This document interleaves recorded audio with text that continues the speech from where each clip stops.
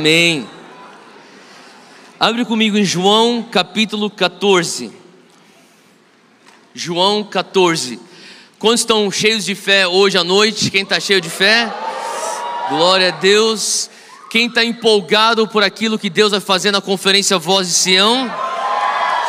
Amém. Parte da maneira de nós nos prepararmos para aquilo que Deus vai fazer na conferência Voz de Sião é nós participarmos daquilo que nós fazemos todos os anos que já tivemos a conferência. E junto com a conferência, a gente se prepara para ela através de um jejum de 40 dias. Então nós estamos hoje num jejum de 40 dias e eu sei que cada um faz um jejum de acordo com aquilo que dá para encaixar no teu dia a dia. Alguns eu sei que estão indo só na água, tem alguns que estão indo só no líquido, outros fazem jejum de Daniel ou fazem alguma adequação. O importante é que você esteja participando desse jejum dos 40 dias em Sião, porque eu creio que a igreja que está jejuando e a igreja que está orando é uma igreja poderosa. Quem crê nisso? A igreja que está em oração e em jejum é uma igreja que não consegue ser detida, ela é imparável. O Senhor já falava que sobre a igreja, os portões do inferno não vão poder resisti-la. E muito mais ainda quando você está em jejum e oração. Fala para quem está ao teu lado, glória a Deus que eu estou ao teu lado, porque você carrega a unção de jejum e oração. Fala assim, passa um pouco para mim agora. Fala, em nome de Jesus, eu declaro que essa semana de jejum e oração vai ser uma semana de encontros marcantes com Deus, encontros sobrenaturais e profundidade na presença dEle. Amém? Se você não está em jejum, agora você recebeu sua oração, você vai entrar em jejum.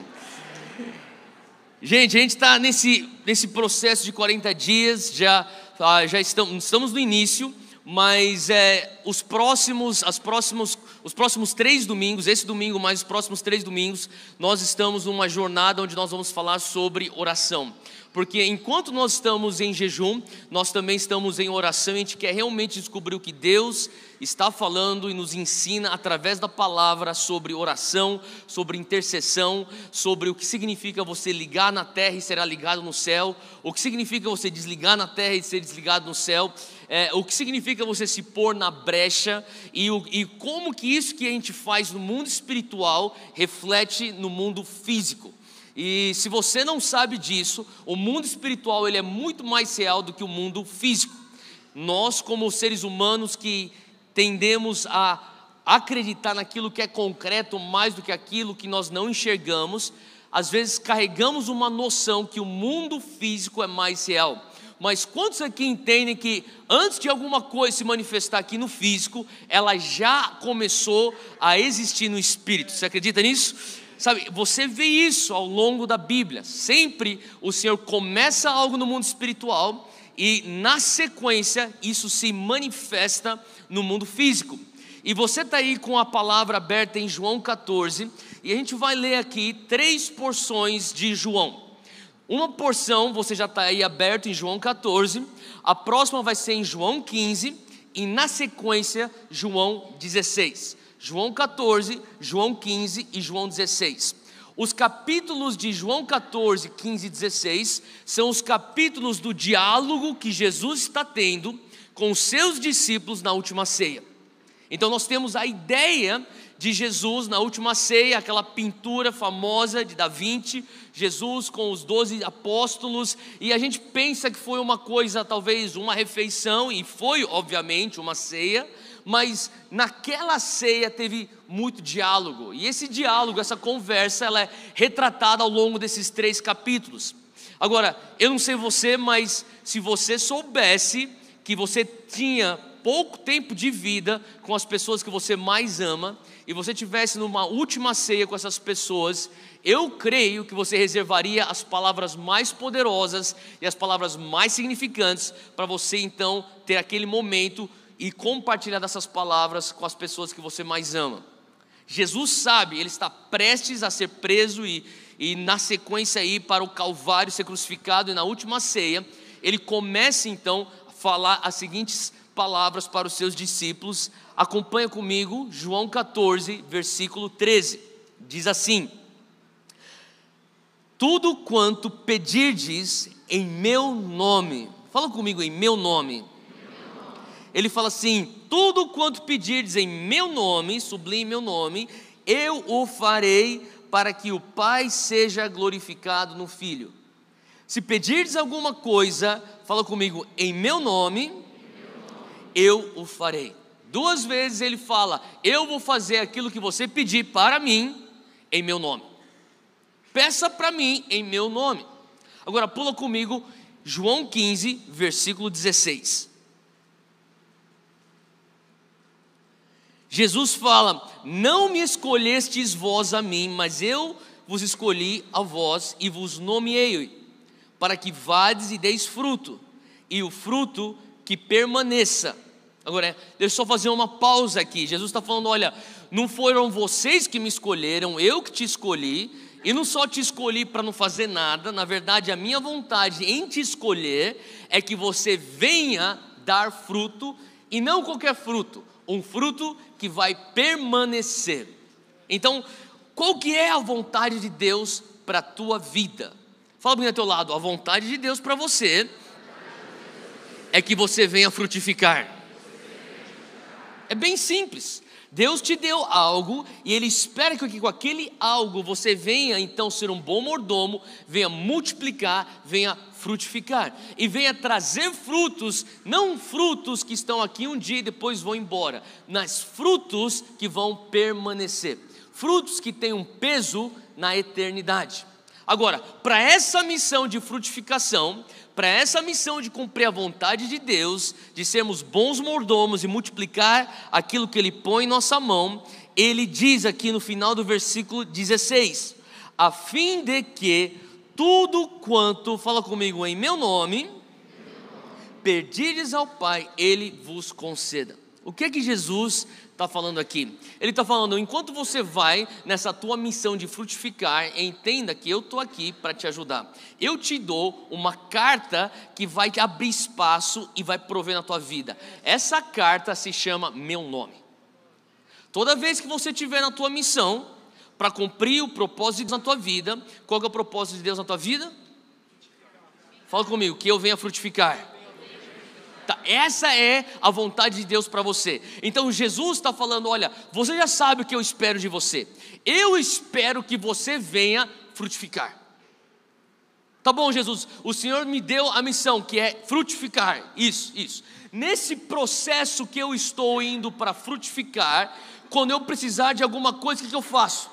Peça ao meu Pai em meu nome.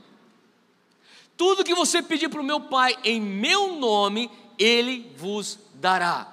João 16, pula para o próximo capítulo, versículos 23 e 24. João 16, 23. E naquele dia nada me perguntareis, na verdade vos digo, que tudo quanto pedirdes ao meu Pai, vamos lá?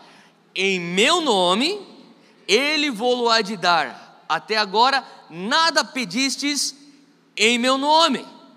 Pedi e recebereis, para que a vossa alegria se cumpra. Ele está falando: olha, você quer ter uma alegria plena, uma alegria completa, você quer conseguir cumprir a vontade que eu tenho já estabelecido para você, que é frutificar? Então entenda que você tem recursos para que você venha cumprir tua missão. Só que você não vai ter os recursos se você não pedir em meu nome. Nós lemos aqui só 3 capítulos, ou na verdade passamos por 3 capítulos e vimos aqui quantas vezes Jesus já fala: peça em meu nome ao Pai. Peça em meu nome ao Pai, Ele vai te dar. Se você pedir em meu nome, o Pai vai te dar isso que você precisa. Então a pergunta fica: por que nós não estamos pedindo o tanto quanto nós deveríamos pedir no nome de Jesus para o Pai? Eu não sei você, mas eu creio que eu preciso melhorar na minha vida de oração. Quantos aqui falam, Theo, eu também preciso melhorar na minha vida de oração? Existe espaço para eu melhorar na minha vida de oração, sabe? E por mais que nós sabemos, eu preciso melhorar na minha vida de oração, tem espaço para eu poder evoluir aqui, tem espaço para eu crescer aqui. Por que nós não estamos realmente levando isso tanto a sério como deveríamos? Eu creio que muitas vezes nós não estamos levando esse pedir em meu nome, que nada mais é do que orar. Fala comigo, oração. Porque muitas vezes nós temos uma série de questões básicas que a gente ainda não conseguiu acertar dentro de nós. Eu não estou falando do como. Eu acho que para muitos evangélicos, muitos cristãos, especialmente aqueles que se converteram vindo de um background ou de um histórico católico, se isso é a tua condição, a tua situação, levanta a mão só para eu ter uma noção. Se você se converteu à igreja protestante evangélica, que é o que nós somos, mas antes você tinha contato com a igreja católica, levanta a mão bem alto, por favor. Bem alto, bem alto, tá bom. Se você está nessa situação, deixa eu só te falar uma coisa.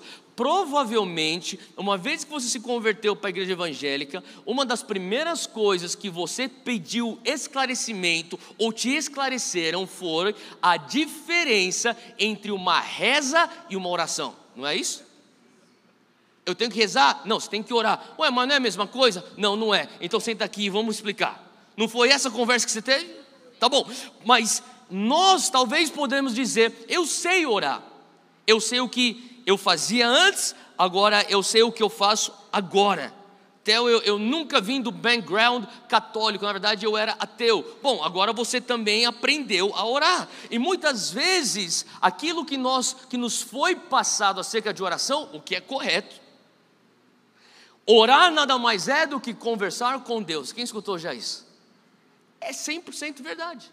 Eu creio que nós não temos tantos desafios no que diz respeito o como da oração. Orar, como orar, isso você pega por osmose vindo aqui para a igreja, faz trios de 3, pega uma dupla, ora com alguém, repita comigo essa oração, de repente você começa a vir aqui, sem você menos perceber, você já está orando, você já está fazendo até todos os trejeitos e os chiliques evangélicos, oh, amém, glória a Deus, aí você nem sabe o que isso significa, você está fazendo, e enfim, nada de errado, mas vamos lá, eu creio que o desafio está, Deus, por que eu devo orar? Você sabe a resposta religiosa, você deve orar porque a Bíblia nos ensina a orar, mas eu creio que tem coisas que, se nós formos olhar mais profundo, vai na verdade impulsionar a nossa vida de oração, e é isso que nós queremos fazer hoje. Então o título da mensagem, se você estiver anotando, anota aí: orar ou não orar, eis a questão. Esse é o título da nossa mensagem. Se você estiver anotando, anota. Se você não estiver anotando, anota mesmo assim. Então, se você começa a pensar, Deus, por que eu oro ou por que eu não oro? Eu só te falar por que nós muitas vezes não oramos. A razão por qual a gente muitas vezes não ora é por apatia. Fala comigo, apatia. Apatia vem de um lugar ou de um estado de conforto.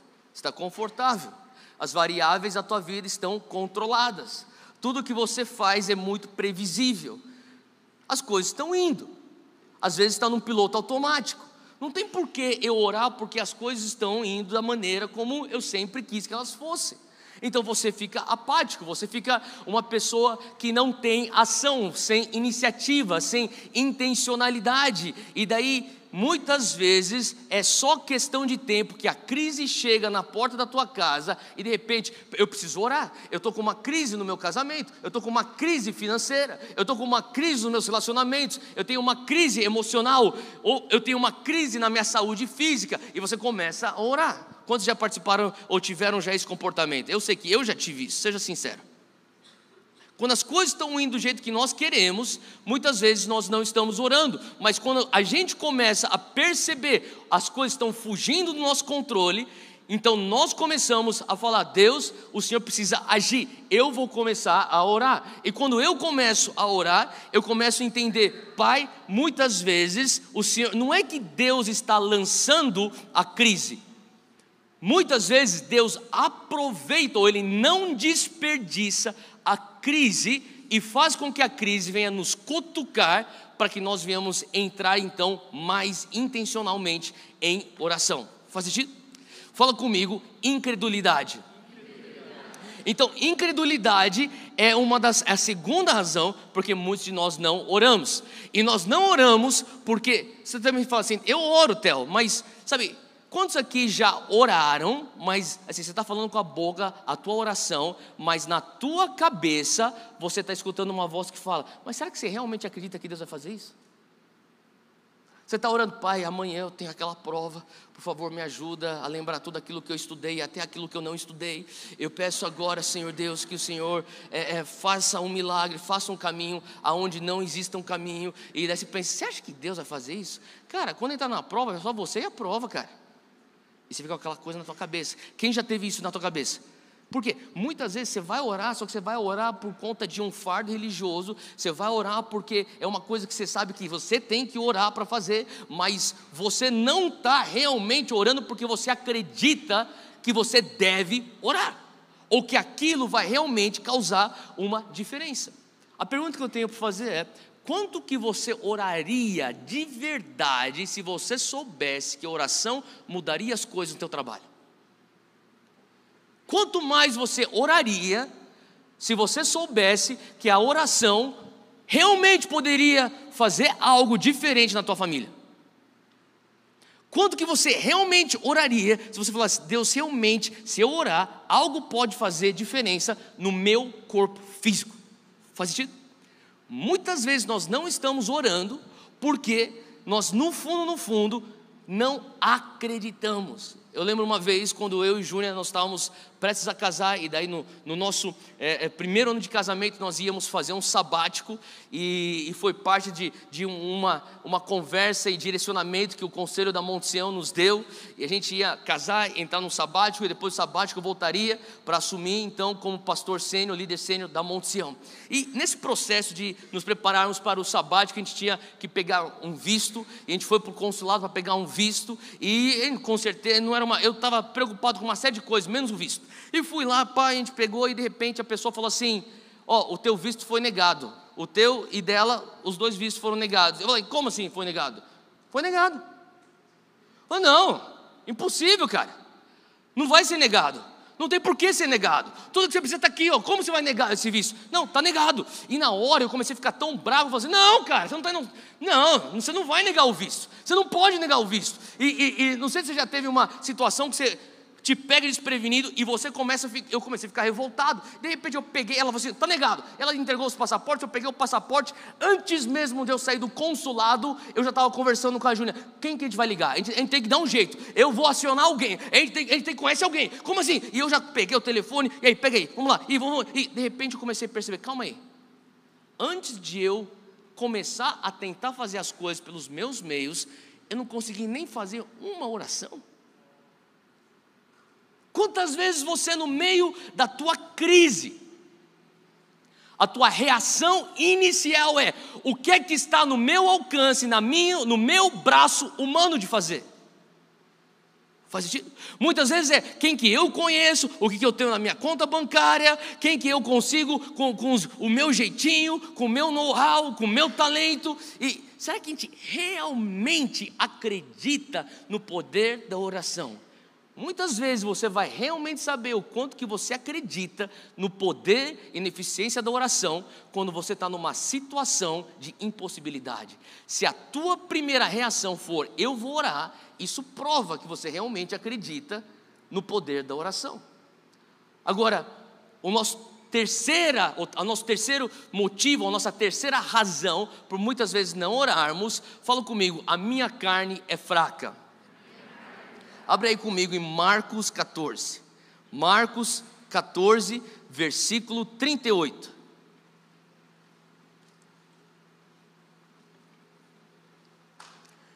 Isso aqui é Jesus, ele está no Getsemane, e ele está prestes a ser preso, ser enviado para a cruz, e Jesus está em oração. E nesse processo que ele está em oração, ele pede para os seus discípulos orarem com ele, alguns dos seus discípulos, versículo 38, 37 na verdade, Marcos 14, 37, diz assim: então voltou aos seus discípulos e os encontrou dormindo. Simão, disse ele a Pedro, você está dormindo? Não pôde vigiar nem por 1 hora? Vigiem e orem para que não caiam em tentação. Fala comigo, o meu espírito está pronto, mas a minha carne é fraca. Eu só vou fazer um parênteses aqui. Jesus, no final de 3 anos de ministério público, para pensar comigo, desde o primeiro dia do seu ministério público, ele tem esses discípulos junto com ele. Eles não fazem um discipulado que eles aparecem para fazer uma reunião de 1 hora no final do dia, no final do expediente. Esse não era o tipo de discipulado que Jesus tinha. Jesus tinha um tipo de discipulado aonde eles andavam com Jesus. Eles dormiam onde Jesus dormia, eles comiam na mesa de Jesus, eles andavam junto com Jesus, eles ministravam junto com Jesus, eles estavam constantemente interagindo, conversando com Jesus, eles faziam vida junto com Jesus. Então, para pensar, eu não sei você, mas para mim não existiria nenhum melhor discipulador do que o próprio Jesus. Concorda comigo? Se eu pudesse escolher um pastor nessa terra para ser o meu pastor, um ser humano, e eu pudesse ter a opção de escolher Jesus, eu falaria, ele seria o melhor pastor para alguém ter como pastor, sim ou não? Tá, melhor até que Paulo. Eu falei, esse aqui é o meu pastor, pastor Jesus. Não seria uma boa você chamar Jesus teu pastor?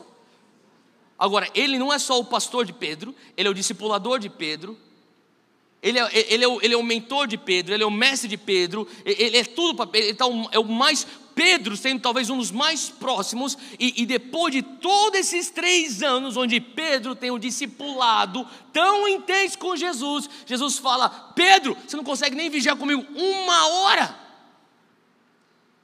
o que fala para mim, quando Jesus diz, o teu espírito, Pedro, está pronto, mas a tua carne está fraca, o que significa que muitas pessoas talvez entendam que a tua carne está fraca e você pensa, mas eu estou nessa situação porque eu não tenho um discipulador. Eu estou nessa situação porque se eu tivesse uma líder que me acompanhasse, um pastor que estivesse aqui do meu lado, deixa eu falar uma coisa, tem certas coisas que nem o próprio Jesus vai conseguir resolver na tua vida se você não resolver por você. Jesus estava lá.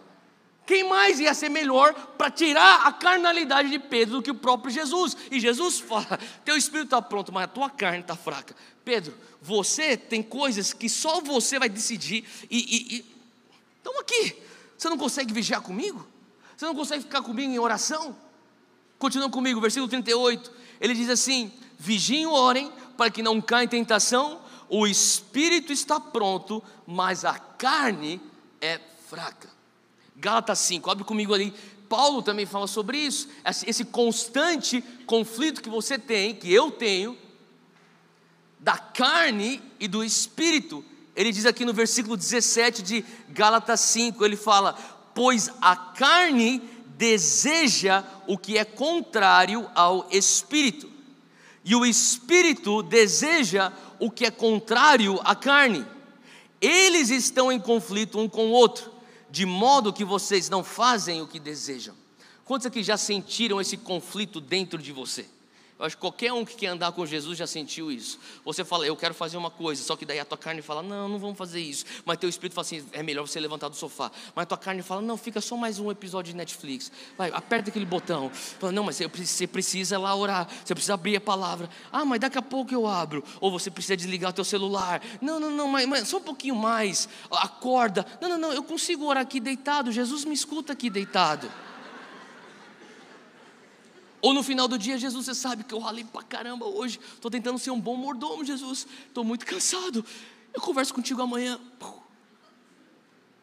Você quer orar, mas a tua carne fala, não, a gente não quer orar. E o teu espírito, não, a gente quer orar. E vocês ficam nessa guerra. Quem já experimentou essa guerra? Eu experimento isso todo dia. Faz sentido? E não tem a ver, se eu tivesse alguém para cuidar de mim, para pegar minha mão, andar comigo, eu não teria isso. Deixa eu falar, Pedro tinha Jesus e Pedro tinha isso. Tem certas coisas que você vai ter que falar, Deus, eu vou lidar com a minha carnalidade. A quarta razão que muitas pessoas não oram, fala comigo, coração ofendido. Pessoas carregam ofensas nos seus corações.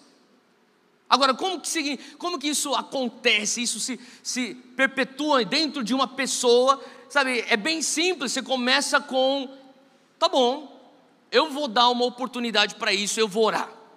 Deus, eu acredito no poder da oração, eu vou orar. E você começa a orar, e você começa a acreditar, e você ora mais, você fica bem fervoroso na oração, você acredita, e de repente você vai para o culto, e você recebe uma confirmação, você fala, Deus está nisso, eu vou continuar orando. Daí você vai para o teu link, alguém traz uma profecia, se encaixa, Deus, mais uma confirmação, e você abre a palavra na segunda-feira de manhã, e está lá um versículo que traz confirmação, vai acontecer, não aconteceu. Quem já experimentou isso? Aí você fica frustrado. E quando você fica frustrado, se você não consegue lidar de uma maneira madura com essa tua frustração, você fala, Deus, eu botei minha confiança em Ti. Deus, eu fiz aquilo que eu tinha que fazer. Deus, o que mais que o Senhor está esperando de mim? Eu pensei que o Senhor faria a tua parte, eu fiz minha parte, Deus. Por que o Senhor não respondeu a minha oração da maneira como eu pensei que o Senhor deveria? E você não escuta respostas. A única coisa que você tem é um mistério. A única coisa que você tem é um silêncio. Você tem aí uma escolha a fazer. Ou você pega essa tua frustração que é legítima, leva para o Senhor e fala, Deus, como que eu lido com isso? Eu estou aqui chateado. Deus, eu não estou entendendo, eu estou confuso, eu estou me sentindo, sei lá, abandonado. Eu sei que o Senhor não está me abandonando, mas é o que eu estou sentindo. Eu quero levar isso diante do Senhor, e eu quero lidar de uma maneira madura e correta, de acordo com os teus princípios. Essa é uma escolha madura. Ou você pode falar assim, Deus, eu estou decepcionado. Eu estou decepcionado contigo, estou decepcionado com esse negócio de buscar Deus, eu estou decepcionado com esse negócio de oração. Eu não acho que isso aqui realmente funciona. E você escolhe pegar essa estrada da decepção, e você continua indo, até você chegar num ponto onde você tem algo que nós chamamos de raiz de amargura. Fala comigo, raiz de amargura.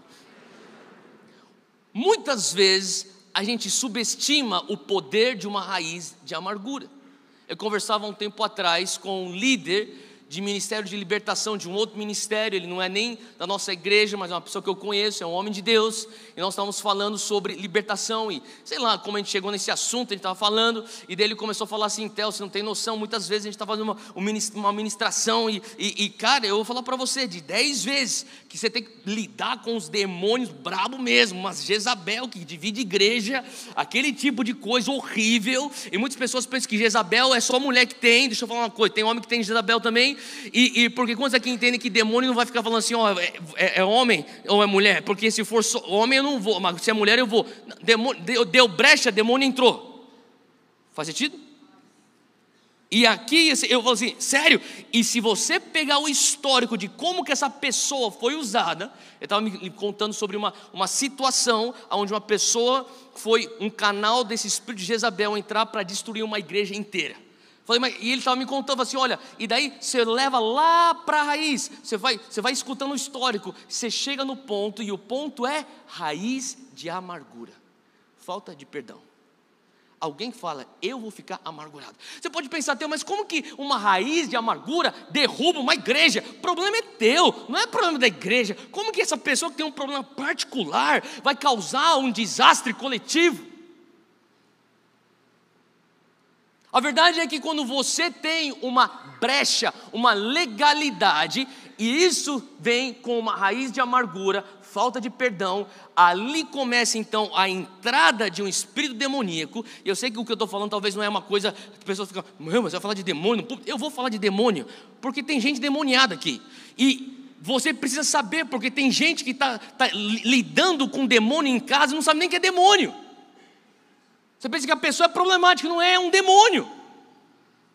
Ah, eu tenho que dar um jeito no meu marido, tenho que dar um jeito no meu filho, jeito na minha esposa, aquela mulher, aquela filha endemoniada. Deixa eu falar uma coisa, você tem que fechar a brecha, você tem que botar tua família debaixo dos princípios de Deus. Quando você põe tua família debaixo dos princípios de Deus, daí diabo nenhum vai ficar sambando na tua sala.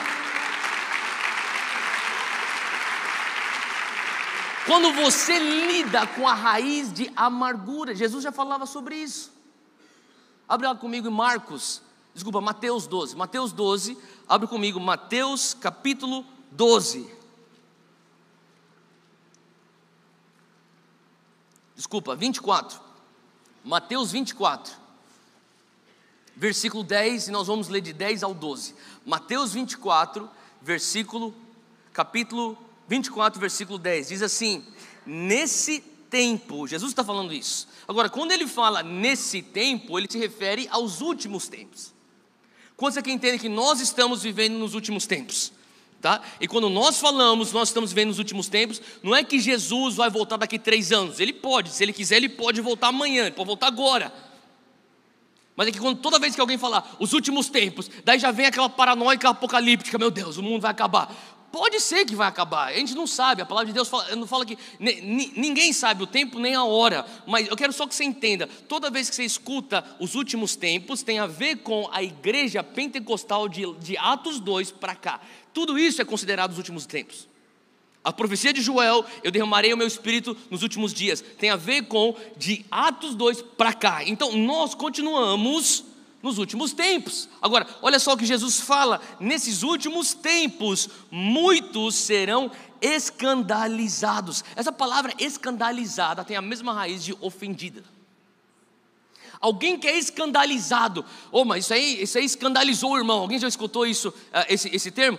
Mas assim você escandaliza os irmãos, você está ofendendo alguém. É a mesma raiz. Ele fala: naqueles últimos tempos, muitos serão ofendidos, muitos serão escandalizados, e trair-se-ão uns aos outros. Fala comigo, traição.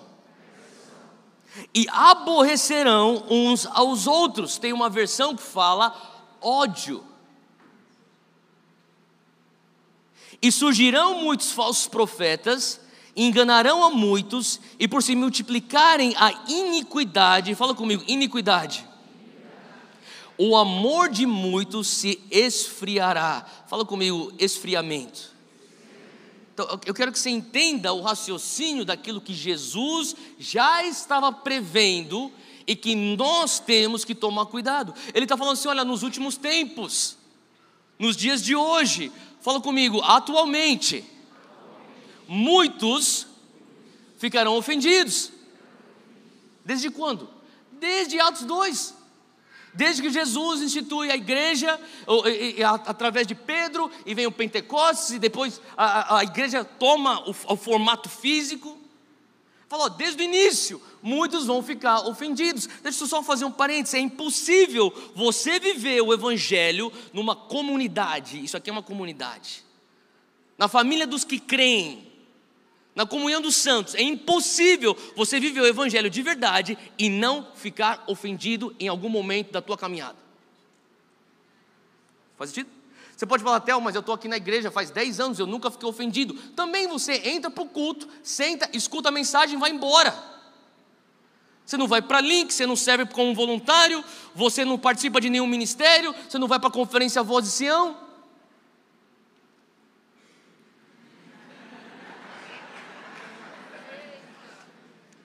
Estou brincando, mas um pouquinho de verdade. Quando você começa a viver comunidade, você está suscetível a ofensas. Faz sentido? Ele fala: olha, nos últimos dias muitos se ofenderão, eles vão ficar escandalizados, porque no dia a dia você vai olhar e fala assim: mas como que esse cara vai se chamar de crente e faz uma coisa dessa? Como que essa mulher vai pagar uma de santa, mas olha o comportamento dela? E você tem sempre, constantemente, opções, escolhas: ou eu vou permitir com que a atitude dela venha afetar o estado do meu coração, ou o meu estado do coração é independente da atitude dela, porque ela não tem tanto poder assim para ofender o meu coração. E o Senhor Jesus já fala: olha, nos últimos tempos vai ter ofensas. Agora, a segunda coisa que ele fala é: e depois que você é ofendido, você trai. Como que você trai depois que você está ofendido?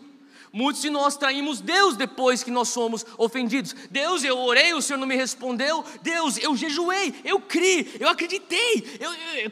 Eu orei com fervor e estava tudo se alinhado. E o Senhor não me respondeu. Eu estou decepcionado. É justo, é legítimo. Você pode ter essa frustração. Mas o que é que você faz com essa frustração? Você leva de volta para Deus, para honrar o relacionamento que você tem com Ele? Ou você fala, eu vou trair o meu relacionamento que eu tenho contigo, eu dou as costas e falo, deixa quieto.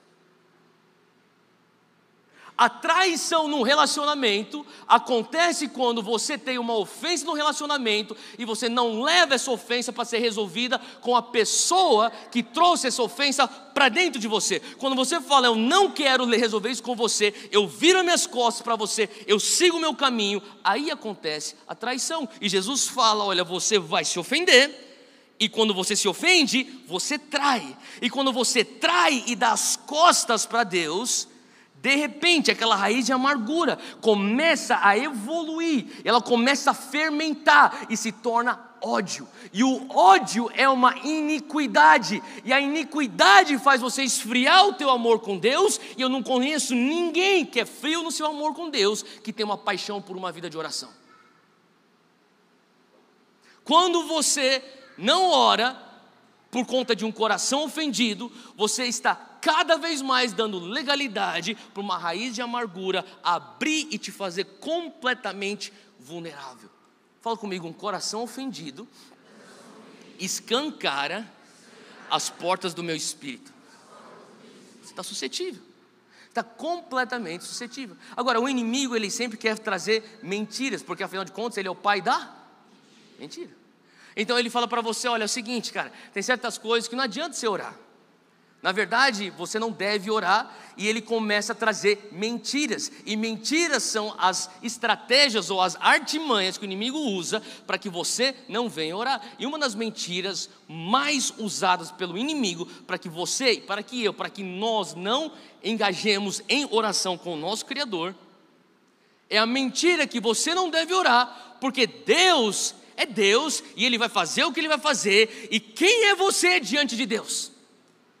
Eu não sei se você já se sentiu dessa maneira, mas uma das maneiras que eu me senti muitas vezes, e eu sei que foi a mentira do diabo que me fez eu sentir assim, eu sou insignificante diante da grandeza de Deus. E às vezes a gente pensa que isso é modéstia. Não é uma modéstia, é uma mentira do diabo, que está falando assim, você é insignificante perante um Deus. Sim, Ele é grande, eu sei que Ele é grande, mas se o Deus que é grande diz que eu importo, quem sou eu para ir contra a grandeza de uma afirmação de um Deus que diz que eu importo? Ele fala, você importa. O inimigo fala, você não importa. Por isso, não ore para ele. Não tenha uma vida de oração. Por que eu não devo ter uma vida de oração? Porque Ele é soberano. Ele é sobre tudo, Ele vai fazer o que Ele vai fazer mesmo, então não ore. Então deixa eu te falar, por que você deve orar? Você deve orar justamente por conta dos atributos de Deus que o inimigo tenta pegar para distorcer. O inimigo não vai falar assim, olha, não ore para Deus porque Deus é maldoso. Não ore para Deus porque o que Deus quer fazer é te matar.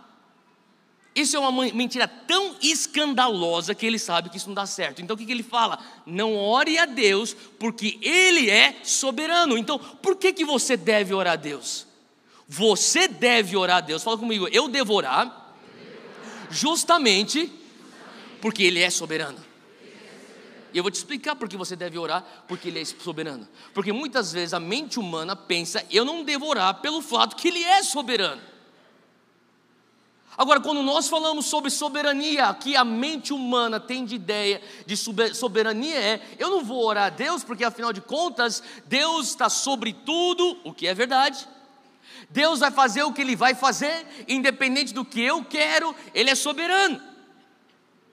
Agora, se você for olhar realmente a palavra soberania, eu queria que você abrisse comigo em Mateus 6. Mateus 6, e a gente vai ler um versículo curto, mas vai trazer muito esclarecimento. Mateus 6.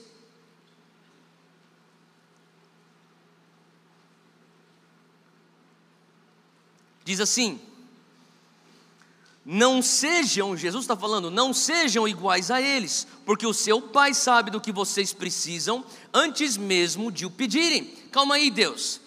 Jesus, você está falando para mim, isso aqui são palavras de Jesus. Jesus, você está falando para mim que nós não precisamos ser que nem eles, porque o nosso Pai sabe daquilo que eu preciso, mesmo antes de eu pedir. Justamente, Deus, por que é que eu vou orar? O próprio Jesus falou que o Senhor sabe das coisas que eu preciso antes mesmo de pedir. Eu vou poupar saliva, o teu tempo, o meu tempo, para que orar?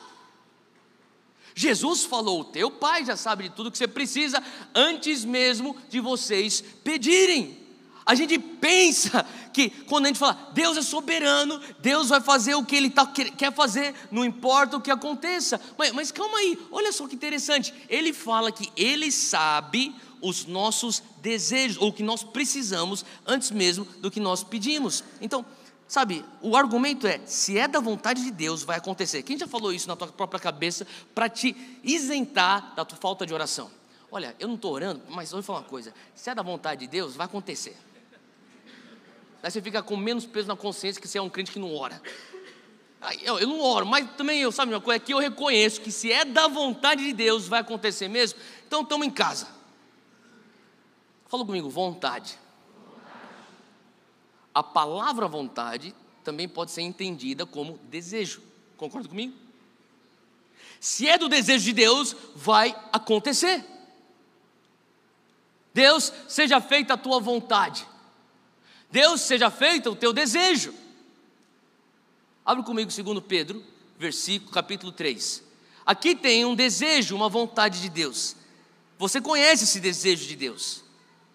Só que se você analisar por essa lente aquilo que é o desejo de Deus, vai trazer um pouco mais de esclarecimento. 2 Pedro 3, versículo 9. Qual que é o desejo de Deus? O Senhor, você abriu aí comigo? 2 Pedro 3,9 diz assim: o Senhor não demora em cumprir a sua promessa, como julgam alguns. Ao contrário, Ele é paciente com vocês. Quem aqui dá graças a Deus que Ele é paciente com a gente? Amém? Olha só o que Ele diz: Ele é paciente conosco, não querendo, fala comigo, desejo, não desejando que ninguém pereça, mas que todos cheguem ao arrependimento. Qual que é o desejo de Deus? O desejo de Deus é que ninguém pereça. Qual que é a vontade de Deus? A vontade de Deus é que ninguém ou que todos sejam salvos. Está na palavra. A pergunta: todos serão salvos? Então que soberania é essa? Se o teu desejo é que todos sejam salvos, mas nós sabemos que nem todos serão salvos, que tipo de soberania é essa? Talvez a nossa ideia de soberania não é necessariamente o que é o atributo do soberano ou da soberania de Deus. Talvez a gente tenha que parar para pensar que nós fomos feitos à imagem e à semelhança de Deus, e Ele tem desejos para nós, Ele tem vontades que Ele quer que nós venhamos viver, só que Ele fala: eu te fiz na minha imagem e na minha semelhança, e por isso você também tem desejos. Então eu tenho desejos aqui, mas você tem a habilidade, a escolha de desejar o que eu desejo para você, ou não desejar o que eu desejo para você. Então Ele vem e pergunta: você deseja ser salvo? E a pessoa fala: eu desejo ser salvo, ou eu não desejo ser salvo. E Ele fala: eu desejo que todos sejam salvos, mas eu me limito à decisão do teu querer. Faz sentido? Quando nós falamos que Deus é um Deus soberano, nós estamos falando que Ele é um Deus supremo. Fala comigo, Rei Supremo. Se tiver que anotar, anota isso aqui: soberano Deus igual a Rei Supremo, o que significa que Ele é um Deus que tem todo o poder, Ele é supremo. Ele é um Deus que tem todo o conhecimento, Ele é supremo. Ele é um Deus que é onipotente, Ele é onisciente, Ele é onipresente. Ele é um Deus supremo. Agora, sim, Ele tem desejos, mas nesse mundo que esse Deus supremo cria, Ele fala: eu respeito o teu desejo, e quando o teu desejo é de acordo com o meu desejo, a minha vontade é feita na tua vida. Agora, qual que é a vontade de Deus? Abre comigo em Jeremias capítulo 29. Qual que é o desejo que Deus tem para nós? Versículo 11 de Jeremias 29 diz assim: Deus fala, eu vou dar um tempo para você chegar lá, porque Jeremias é um pouco complicado de chegar, mas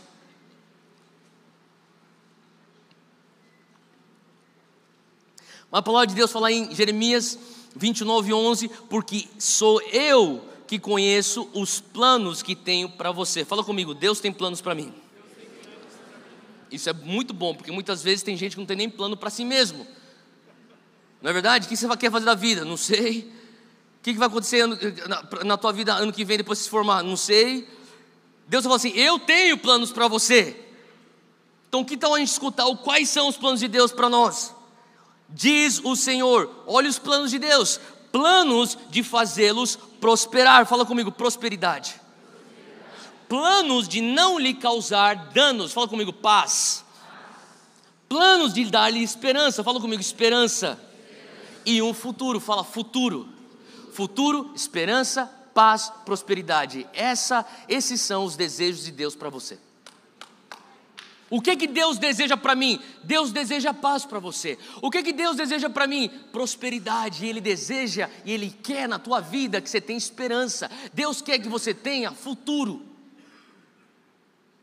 Então por que eu não tenho futuro? Porque muitas vezes você tem que desejar se alinhar com os princípios dEle para receber as bênçãos de ter um futuro com Ele. Então Ele fala: olha, é o que eu desejo, mas infelizmente ou felizmente eu limito o meu agir ao teu desejo, porque eu te fiz a minha imagem e a minha semelhança. Faz sentido? Agora, por essa razão, a gente começa a entender a oração do Pai Nosso, porque para mim, Jesus nos fala: vai lá e limpe os leprosos. Jesus nos ensina: você tem que ressuscitar os mortos, libertar os cativos, pregar o evangelho do reino. Isso são coisas que Jesus já nos ordenou a fazer. Agora, os discípulos que estavam debaixo dessa mesma missão nunca perguntaram: Jesus, como é que a gente expulsa demônio? Jesus, como é que a gente cura o enfermo? Jesus, ensina a gente como montar uma pregação sobre o reino de Deus. Não, a única coisa que os discípulos pediram para Jesus é: Jesus, ensina-nos a orar. Eu acho que eles pediram: Jesus, ensina-nos a orar, porque eles viram os frutos de libertação, de cura, da pregação do evangelho. Eles viram os frutos dos milagres oriundos de uma vida de oração. E por isso que na última ceia, aquilo que está queimando no coração do Pai é: por favor, entenda, vocês vão encarar uma missão, assim como eu estou acabando de encarar a minha. Tudo que você precisar, pede meu nome para o Pai. Quer curar enfermo? Ora, Ele vai te ajudar. Você quer libertar o cativo? Ora, Ele vai te ajudar. Você quer ver os milagres? Ora, Ele vai te ajudar. Você quer saber a palavra de sabedoria para situações de conflito? Ora, Ele vai pôr as palavras na tua boca. Então eles falam: tá bom, então Jesus, me ensina a orar. E daí Ele fala: vem cá, eu vou te ensinar. É bem básico, é bem simples. Você começa assim: Pai nosso que estás nos céus, santificado seja o teu nome. Venha a nós o teu reino. Seja feita a tua, seja feito o teu desejo, seja feito o teu querer, seja feita a tua vontade, assim na terra como nos céus. A tua vontade que está nos céus, eu quero que o Senhor pegue isso e traga aqui. Que bom, filho, agora você está desejando aquilo que eu desejo para você. E você começa a experimentar então o céu na terra: paz, esperança, futuro, prosperidade. Faz sentido? Por que nós então temos que orar? Você precisa, todos nós precisamos e devemos orar, porque nós estamos orando, não é para qualquer um. Você não está orando para o teu chefe, você não está orando para um empresário bilionário, você não está orando por um político, você não está orando para o presidente da república, você não está orando para um rei terreno de uma monarquia terrena, você está orando para o rei soberano, o rei supremo. O fato que ele é soberano é a maior razão pela qual você deva orar. Porque você está orando com alguém que tem capacidade de suprir a tua necessidade. Você não está orando para alguém que fala assim, eu vou tentar, vou fazer meu melhor, mas vamos ver o que vai dar. Não, você está orando para alguém que fala assim, eu tenho o conhecimento que você precisa, eu tenho a habilidade que você precisa, eu tenho a provisão que você está precisando, eu tenho a cura que você precisa, eu tenho a libertação que você precisa, eu consigo abrir a porta que está fechada, eu consigo fazer o caminho que não existe, eu sou o Rei Supremo. E o diabo fala, não, vamos torcer isso, não ore porque Ele é soberano. E a palavra fala, ora porque Ele é soberano. Ora, porque você não está orando para qualquer um, você está orando para o Rei Supremo. Fala comigo, eu devo orar. Melhor, fala, eu vou orar, porque eu não estou pedindo para qualquer um. Eu estou pedindo para um ser supremo, onipotente, onisciente, ilimitado, que consegue suprir a minha necessidade. É por isso que você deve orar, porque Ele é soberano. Agora o diabo não para por aí. A outra coisa que ele vai falar para você é, olha, você não deve orar porque Ele é soberano. E daí ele pega um outro atributo de Deus e fala, olha, mais razão para você não orar. É o atributo da imutabilidade de Deus. Deus é imutável. E o diabo vai falar para você, não ore a um Deus que é imutável. O que será, será. Olha, você tem que aceitar a vida, é o destino. Você tem que aceitar algumas coisas são. O que será, será, é imutável. Abre comigo em Hebreus 13. Hebreus 13, versículo 8. É uma frase bem rápida, mas abre lá comigo, vai começar a esclarecer muita coisa. A palavra de Deus fala, Jesus Cristo, Hebreus 13, versículo 8. Jesus Cristo é o mesmo ontem, hoje e para sempre. Será que a gente consegue falar todo mundo junto essa frase? É bem famosa, bem fácil, muito importante você ter isso na tua memória. 1, 2, 3 e já. Jesus Cristo é o mesmo ontem, hoje e para sempre. Isso está debaixo da nova aliança. Amém? Estamos falando de Hebreus aqui. Agora vai comigo para Malaquias. Malaquias capítulo 3. Malaquias capítulo 3, último livro do Antigo Testamento, versículo 6, diz assim, porque eu, o Senhor, não mudo. Simples, só isso. Porque eu, o Senhor, não mudo. Então calma aí, eu quero que você entenda uma coisa. Fala comigo, velha aliança. Isso aqui é antes da morte e da ressurreição de Cristo. Então nós estamos falando da velha aliança, nós estamos falando da dispensação da lei. Deus, debaixo da dispensação da lei, está falando, eu, o Senhor, não mudo. Deus, debaixo da dispensação da graça, nova aliança, está dizendo, eu sou o mesmo ontem, hoje, para sempre. Ele está falando a mesma coisa, eu não mudo. Não importa se você está em Gênesis, eu não mudo. Não importa se você está em Malaquias, eu não mudo. Lá em Mateus, eu não mudo. Lá em Apocalipse também, eu não mudo. Hoje, 2019, Deus está falando, eu sou o mesmo ontem, hoje e para sempre. Em 2030, você vai ver que eu sou a mesma pessoa que eu sou hoje em 2019. Ele não muda, Ele é completamente imutável. Agora, vamos olhar para isso. Se Ele é imutável, por que então que eu tenho que orar para Ele? Ele não vai mudar. Olha como estão as coisas na minha vida. A minha vida vai nessa direção. Para que eu vou orar se Ele é um Deus imutável? Ele é o mesmo ontem, hoje e para sempre. As coisas, o que será, será. Sobre a questão da imutabilidade de Deus. Deus muda de ideia. Mas Theo, eu pensei que Deus era imutável. Ele muda de ideia, mas Ele não muda a sua natureza. Faz sentido? Você pode pensar até, mas isso não faz sentido. Faz total sentido. Quantos aqui trouxeram um bezerrinho hoje, amarrado em algum lugar lá atrás, para no final você vir aqui na frente, esfaquear ele, matar o coitado, para que você venha ter o perdão dos pecados que você cometeu essa semana inteira? Alguém trouxe um bezerro? Não, mas se você estivesse vivo 3.000 anos atrás, você traria uma ovelha, um bezerro, certo? Você estaria fazendo com o mesmo Deus? Sim, o mesmo Deus. Mas o que é que mudou? Fala comigo, como? A maneira dele lidar com o seu povo muda, a natureza dele não muda. A natureza dele é constantemente um Deus bondoso. Ele sempre foi um Deus misericordioso. Ele sempre é e vai ser um Deus compassivo. Ele foi um Deus de graça, misericordioso, um Deus de perdão. Vai sempre ser esse Deus de perdão na tua vida. A natureza dele não muda. Como ele exerce a natureza dele, muda.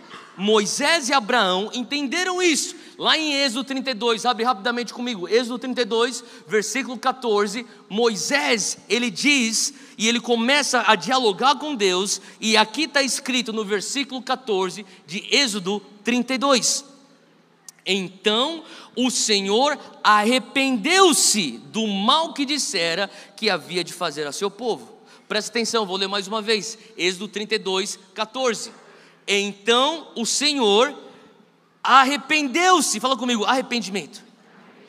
Deus teve arrependimento? Isso não é minha opinião, isso não é a opinião da Monte Sião, isso não é a tua opinião, isso é o que a Bíblia acabou de falar e você acabou de ler no teu texto e no meu texto.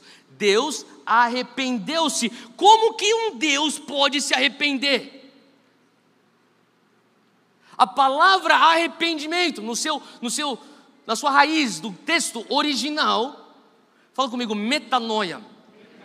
A palavra metanoia significa nada mais do que mudança de mentalidade. Sabe, a gente pensa que arrependimento é a mesma, e você precisa, se você tiver que anotar alguma coisa, só anota isso aqui, que isso aqui é muito importante. Eu já falei isso umas 4 vezes, mas anota de verdade. Arrependimento não é se afastar do pecado. As pessoas falam, o que é um arrependimento? Na escola dominical eles me ensinaram, arrependimento é uma guinada de 180 graus. Quem já escutou falar isso? Deixa eu falar uma coisa, arrependimento não é isso. Arrependimento é metanoia. Metanoia é mudança de mentalidade. Você muda a tua mentalidade. Porque você muda a tua mentalidade, você fala, esse pecado não tem nada a ver comigo. Eu não tenho nada a ver com esse pecado. A minha identidade, minha natureza não é suja que nem esse pecado. Eu vou me afastar desse pecado. O arrependimento não é o ato de se afastar do pecado. O arrependimento é a mudança de mentalidade que te leva a se afastar do pecado. Você pode pensar até, mas isso é um detalhezinho. Extremamente importante esse detalhe. É tão importante quanto a nossa ideia do plano de salvação. Qual que é a ideia da salvação? Arrependei-vos, credes e serás salvo. Sim? Qual que é a salvação? Como é essa salvação? Com arrependimento. Como que a gente começa a ser salvo? Quando você começa a mudar a tua mentalidade. Antigamente você pensava, se eu fizer as coisas boas, eu vou para o céu. Se eu der dinheiro para o pobre, eu vou para o céu. Se eu ajudar a velhinha a cruzar a avenida, eu vou para o céu. Se eu não xingar meu pai e minha mãe, eu vou para o céu. E aí você começa a entender que até a Madre Teresa, mulher de Deus, carecia da graça de Deus para ir para o céu. Que nem a Madre Teresa, que nem o Papa não chegariam ao céu se não for pela graça de Deus. Então você começa a falar, então faz sentido o que Paulo falava, que nós não somos salvos por obras, para que nenhum homem venha se gloriar, mas nós somos salvos pela graça. Fala comigo, graça. Presente, dom de Deus, para que nenhum homem venha se gloriar, mediante a fé. Então eu me arrependo, eu penso, eu mudo a mentalidade, eu não vou ser salvo através de obras. Eu sou um bom cidadão, mas mesmo eu sendo um cidadão perfeito, um filho perfeito, eu sei que isso não é suficiente para eu ir para o céu. Mudei minha mentalidade. Agora estou pensando, como que eu vou para o céu? Me falaram sobre o Evangelho. o evangelho da salvação, as boas novas que eu consigo ter salvação e ir para o céu através de um presente, a graça salvadora de Cristo. Como que eu faço para ter essa graça salvadora de Cristo? Mediante a fé. Eu vou crer. Depois que eu creio, eu sou salvo. Por isso que você não precisa ter medo quando você lê no texto que Deus se arrependeu. Porque arrependimento não está atrelado necessariamente a pecado. É só uma mudança de mentalidade. Faz sentido? E aqui Deus fala, olha, eu ia levar a minha ira para dentro do povo de Israel, mas Moisés, pensando bem, vou mudar minha mentalidade. Eu vou mudar de ideia. Faz sentido? Agora olha só que interessante. Moisés então, ele experimenta isso. E não só Moisés. Agora, deixa eu só fazer uma pergunta. Por que Deus muda de ideia acerca da ira que ele ia despejar sobre Israel? É simples, porque Moisés orou. Faz sentido? Agora minha pergunta é, quanta ira que Deus pode despedaçar diante de uma injustiça que Ele pode mudar de ideia se você orar? Jonas, todo mundo conhece a história de Jonas. Ontem mesmo eu estava contando essa história de Jonas para o meu filho de 3 anos de idade. E chegou uma página do livro que estava dentro da barriga da baleia. E daí para ele era uma coisa assim inacreditável. Como que um homem consegue ficar dentro da barriga de um peixe? Mas papai, ele está dentro da... isso aqui é a barriga da baleia. É barriga da baleia. Mas dentro da barriga, dentro do peixe. Quanto tempo? 3 dias e 3 noites. E depois o peixe vomitou Jonas. Eu conto história pro meu filho. Ele, Agora, depois que ele é vomitado, o que ele faz? Se você conhece a história, ele vai para Nínive. Ele tem que voltar ao plano original, à missão original que ele tinha recebido de Deus. E ele não quer ir para Nínive. Por que ele não quer ir para Nínive? Jonas não quer ir para Nínive porque ele conhece aquele povo de Nínive. Ele sabe que aquele povo é um povo maldoso, é um povo que judiou do povo dele. Ele fala, Deus, eu quero que eles venham receber a tua punição. E se eu for para Nínive, eles vão se arrepender. Eu não quero que eles venham se arrepender. Agora, por que Jonas não queria que eles se arrependessem? Porque ele sabia que mediante o arrependimento dos homens, haveria o arrependimento de Deus. Deus mudaria de ideia. E Deus fala para Jonas, avisa esse povo aí de Nínive, que daqui 40 dias, se eles não tomarem jeito, se eles não se arrependerem, eu vou destruir Nínive. E Jonas vai amargo para Nínive. Ele fala assim, que droga, porque eu vou falar para esse povo se arrepender. E se esse povo se arrepender, eu sei que eu sirvo um Deus que é imutável. E se eles se arrependerem, ele vai se arrepender. E porque o meu Deus é imutável, bondoso, misericordioso, perdoador, gracioso, ele vai acabar perdoando esse povo. E eu quero que eles venham se destruir. Que droga. É por isso que ele não queria ir para Nínive. Porque Jonas entendia o poder de você orar para um Deus que é imutável. Ele entendeu isso. Agora olha só que interessante. Deus destruiu Nínive. Se você não conhece essa história, pega o livro de Jonas e leia. Você precisa, se você cresceu na escola dominical, você sabe essa história. Ela é uma das top 5 mais populares das crianças. Junto com Davi e Golias, Daniel na cova dos leões. Me ajuda aí, qual é as outras? São os top. Moisés no Mar Vermelho. Arca de Noé, aí, top 5. Essa história entra no top 5. Não é possível que você é um evangélico que não conhece a história de Jonas. Cria vergonha na cara, as crianças conhecem. Deus não destrói Nínive. Por que Deus não destrói Nínive? Escreve que eu vou te falar, é importante. Quinta vez que eu falo isso hoje. Porque o Deus, isso aqui é um princípio que a gente tem que carregar para o resto das nossas vidas. O Deus da palavra profética está sobre a sua própria palavra. O que significa? Aquilo que Deus está falando, olha, eu vou te destruir. A natureza dele está acima daquilo que ele acabou de falar. Faz sentido? Então, quando houver um arrependimento de comportamento, uma mudança de arrependimento, você aciona a imutabilidade, a natureza imutável de Deus, e Ele fala: eu vou derramar sobre você, não julgamento. Você se arrependeu, eu vou derramar minha bondade. Faz sentido? Se você estiver anotando, então anote isso aqui que eu acabei de falar. Todas as palavras de Deus, ou todas as profecias de Deus, estão submissas ao Deus da palavra. Todas as palavras de Deus. Então deixa eu falar uma coisa: aquela profecia que você recebeu, ela é condicional. Aquela palavra que você recebeu, ela carece de uma ação tua, de você querer se alinhar ao querer de Deus. Faz sentido? E por final, eu termino com isso aqui. Abre comigo, Ezequiel 22.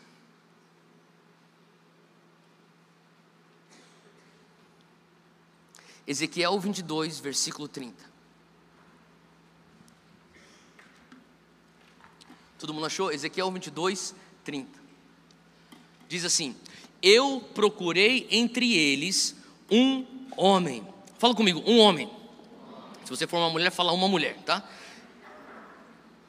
Procurei entre eles um homem que erguesse o muro e se pusesse na brecha diante de mim em favor desta terra. Fala comigo, Deus está procurando a minha pessoa para erguer o muro. Lembra que eu falei, quando você tem amargura, você escancara as portas do teu espírito para qualquer coisa que venha acontecer.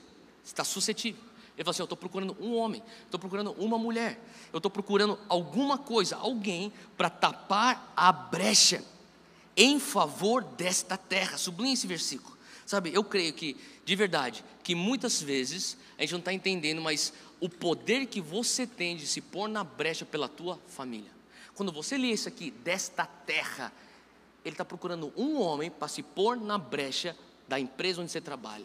Deus está procurando uma mulher para se pôr na brecha da faculdade onde você estuda. Deus está procurando um homem para se pôr na brecha da família da qual você pertence, da igreja que você congrega, da nação de onde você vem, da geração que você faz parte. Está procurando um homem, uma mulher. Você, o meu desejo, estou procurando, estou buscando. Cadê esse um homem? Cadê essa mulher? Continua o texto aqui comigo. 30. Por que ele procura esse um homem, essa mulher? Para que eu não a destruísse, mas não encontrei nenhum. Sabe, Deus está falando assim: olha, eu sou imutável. Eu quero que você entenda uma coisa. Deus é imutável na sua natureza. É uma natureza pura, é uma natureza justa, é uma natureza correta, de retidão. Deus tem uma natureza bondosa, amorosa. Aonde existe ódio, aonde existe corrupção, aonde existe injustiça, aonde não existe verdade, mas existe mentira, a natureza de Deus precisa reagir com julgamento. Se a natureza de um Deus justo, verdadeiro, bondoso, amoroso não reage com um julgamento, uma retaliação, a uma manifestação de corrupção, de mentira, de injustiça, de violência, de ódio, você tem que questionar a legitimidade dessa natureza. Então Deus falou assim: olha, a minha natureza é essa. Então eu sou imutável, eu não consigo falar eu vou ser menos verdadeiro, eu não consigo me fazer menos amoroso, menos bondoso, mas eu vou falar para você o que eu quero. O que eu quero é achar um homem. O que eu quero é achar uma mulher. Se eu achar uma mulher, um homem para se pôr na brecha, o meu julgamento não atinge essa manifestação de maldade, mas eu preciso de um homem. Só me dá um homem, alguém. Na tua família, me dá um homem. Na tua casa, me dá uma mulher. Na tua faculdade, me dá uma pessoa só. Na tua cidade, só preciso de uma pessoa, para que eu não atinja com o julgamento, porque eu não consigo ir contra a minha própria natureza. Versículo 31. Por isso eu derramarei. Quando ele não encontra ninguém, ele derrama a sua ira sobre eles e os consumirei com meu grande furor. Sofrerão as consequências de tudo o que fizeram. Palavra de quem? Do soberano Senhor. Deus, o Senhor é soberano, porque eu sou soberano, porque eu sou imutável, eu preciso reagir à maldade com julgamento, porque eu sou bondoso, eu não mudo. Mas se você conseguir se pôr na brecha e falar: Deus, veja bem, aqui em oração diante de Ti, eu vou fazer um apelo. Eu não vou fazer um apelo para justificar o erro de Nínive. Eu não vou fazer um apelo para amenizar as murmurações de Israel. Eu vou fazer um apelo à Tua natureza imutável. O Senhor é bondoso, o Senhor é misericordioso, o Senhor é gracioso e o Senhor é o Rei Supremo. Isso aqui não está fora do Teu alcance. O Senhor consegue fazer isso. Veja bem, Deus, eu clamo a Ti, eu peço a Ti. Se você soubesse o poder da tua oração, todos nós oraríamos mais. Se nós soubéssemos o poder da nossa oração e os efeitos que as nossas orações trazem para as nossas famílias, nós cobriríamos mais as nossas famílias com oração. Nós oraríamos mais pelo Brasil, nós oraríamos mais pela nossa igreja, nós oraríamos mais pela nossa geração, nós oraríamos mais pelos nossos amigos. Você oraria pelo teu irmão que está afastado, pelo teu primo que deu as costas para Jesus. Você oraria por aquela pessoa que está com o coração amargurado e hoje está completamente frio. Deus, eu sei que ele merece castigo, mas Pai, eu peço, aquece aquele coração, traz aquele coração de volta. Se você soubesse o poder da tua oração, a igreja que ora, ela nunca retrocede, ela sempre avança. Fica de pé onde você está, eu quero orar com você. Na verdade, eu não quero orar, nós vamos todos declarar. Eu vou te guiar hoje por uma série de declarações, e eu quero que você declare com fé. E talvez algumas questões que você vai declarar, você fala: Theo, isso não tem nada a ver comigo, mas fala junto, porque nós somos um só corpo. E a gente vai fazer uma declaração em cima daquilo que o Senhor está falando conosco hoje. Erga suas duas mãos aonde você estiver, foca no Espírito Santo. Agora conecta o teu espírito com os céus. Seja feita a tua vontade. O teu desejo lá do céu traz para a minha realidade terrena. Conecta esse canal que traz a vontade dele para cá. E eu quero que você ore com coração cheio de fé. Fala assim comigo: Senhor Deus, eu reconheço que eu estou diante do Rei dos Reis e do Senhor dos Senhores. O Senhor é um Deus soberano. O Senhor está acima de todas as autoridades terrenas. O Senhor está acima das instituições de economia. O Senhor está acima de todos os estados da terra. O Senhor está acima de todas as monarquias terrenas. O Senhor está acima das pessoas mais influentes. O Senhor é o Rei Supremo. É para Ti que eu oro, o Senhor que é soberano. Hoje eu peço, Pai, que o Senhor me perdoe pela minha apatia. Quantas vezes eu busquei o conforto, eu busquei o controle, a previsibilidade, para que eu não tivesse que orar. Mas eu sei, o Senhor não enviou a crise, mas o Senhor aproveita a crise. O Senhor não desperdiça a crise, e a crise me cutuca, me empurra para fora da minha zona de conforto, e para ser mais intencional na minha vida de oração. Eu te peço perdão pela minha incredulidade.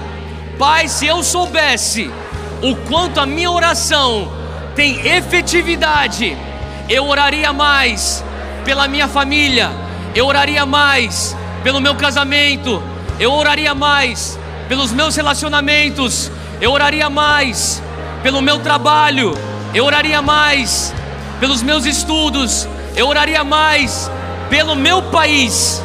Pai, eu sei que muitas vezes a minha reação inicial é buscar por meios humanos resolver os desafios da vida, mas hoje eu digo, eu peço perdão, me perdoa por isso.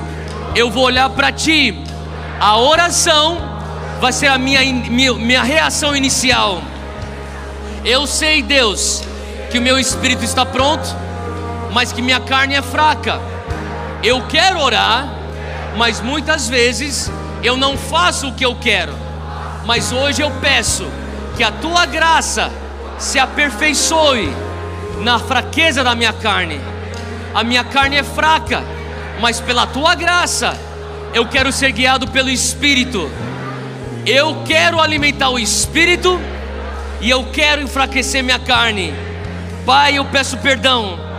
Muitas vezes eu carreguei amargura, falta de perdão, frustração no meu coração, quando as coisas não foram como eu pensei que deveriam ir. Eu te questionei, eu me irei, eu me tornei cético, eu me dei as costas a ti. Mas hoje, Senhor, eu não quero trair o meu relacionamento contigo. Eu quero voltar a ti. Eu quero ser maduro quanto às frustrações da vida. Eu quero ter um coração macio. Eu quero ter um coração saudável. Me ajuda, ó Deus. Eu não dou espaço, eu não dou brecha para raiz de amargura. Eu digo hoje, Deus, tira de mim o coração ofendido. Senhor Deus, eu faço um apelo a ti. A tua natureza que é imutável. O Senhor Deus é o mesmo ontem, é o mesmo hoje, é o mesmo para sempre. E por isso eu faço um apelo.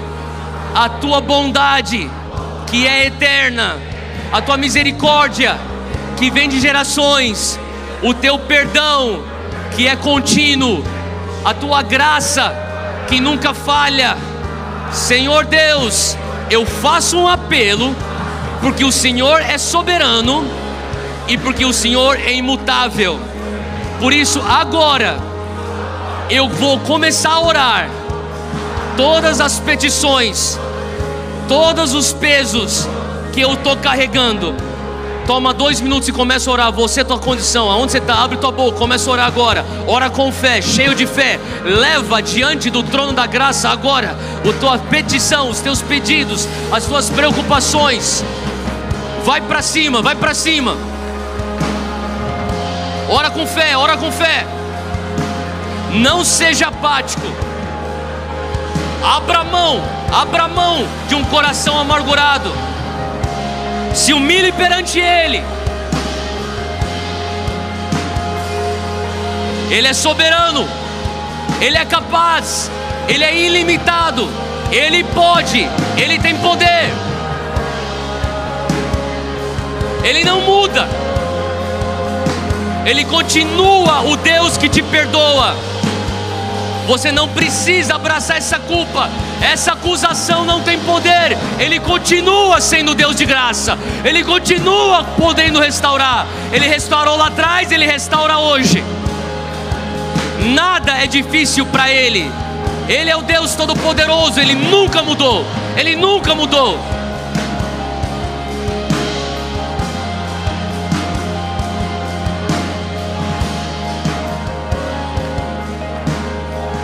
Erga suas mãos e todos nós juntos, com fé, vamos orar a oração do Pai Nosso. Pai nosso que estás nos céus, santificado seja feita a tua vontade.